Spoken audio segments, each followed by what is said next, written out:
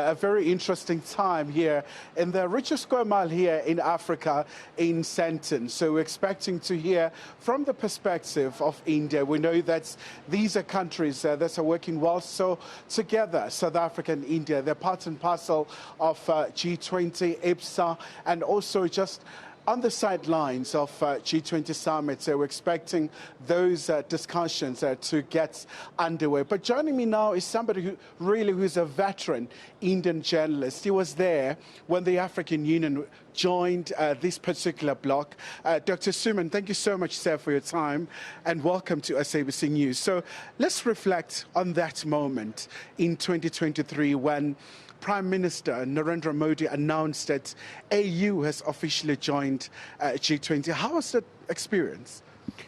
Oh, it was a really very exciting period for all of us. And actually, on G20, I was working much before G20 took place. And it was almost consensus in India's diplomatic and political circle, given the fact that, India and Africa had very close relations, not from now, but actually much before independence.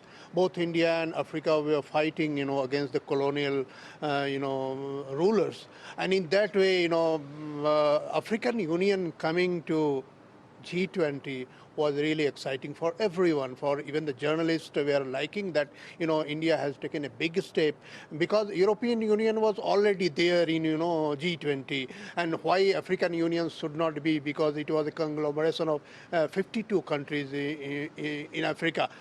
So that was a big achievement. And if you remember that before G20 took place in Delhi, Prime Minister Narendra Modi also, addressed Global South. There was a virtual conference of leaders of Global South before G20 Summit took place. And in that way, he could hear the voices from Global South that what they want India to put forward in the G20 Summit.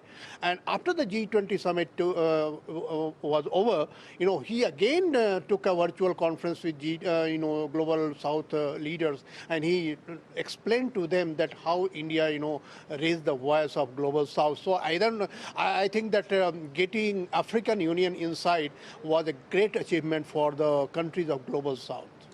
And obviously, Dr. Suman, this particular summit comes at a critical time, geopolitical tension, climate change, a number of global concerns. I would imagine that also India is just watching, especially because South Africa's G20 presidency marks an end of the tenure of Global South. It's going to the US now. Yeah, that is the most interesting thing, that, we were hearing that Mr. Trump will not come here. And then we heard that Mr. J.D. Vance also would not come here. So it was a big challenge for the G20 that the very existence of G20 was questioned. The G20, which started out of Asian crisis, and Americans were also part of the solution. And first G20 summit took place in America, and then American president is almost boycotting. And then after, I think that he realized that total boycott will not be very good, because whatever discussions are taking place, it will finally have to go to America.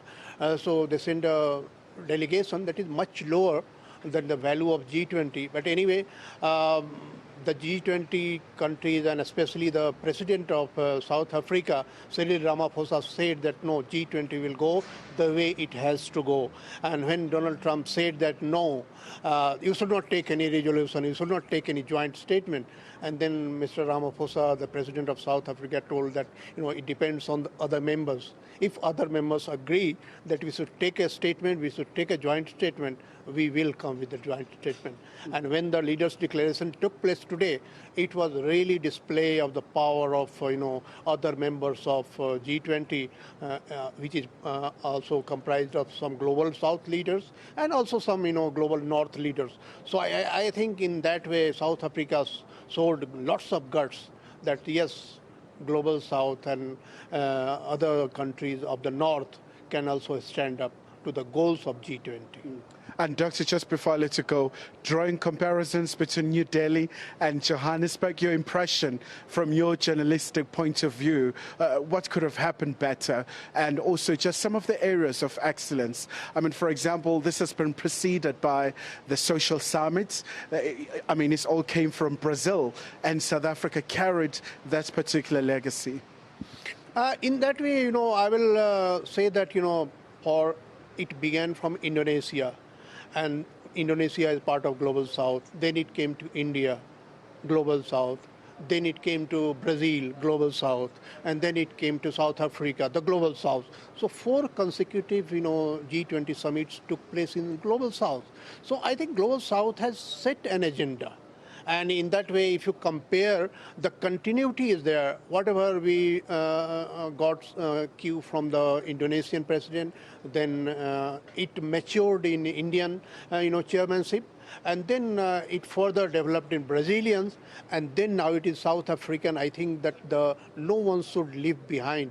This slogan is really catchy, that the world is divided into global haves and global have-nots. And when the theme articulated by the first session that no one should leave behind inclusive development. So I think this is very touching, slogan, very touching, articulation of the reality of this world. So in that way, I will tell that, it is good continuity of the leadership that took place in 2023 in G20 summit in Narendra Modi's time, and now Cyril Ramaphosa has further developed it amidst more challenges.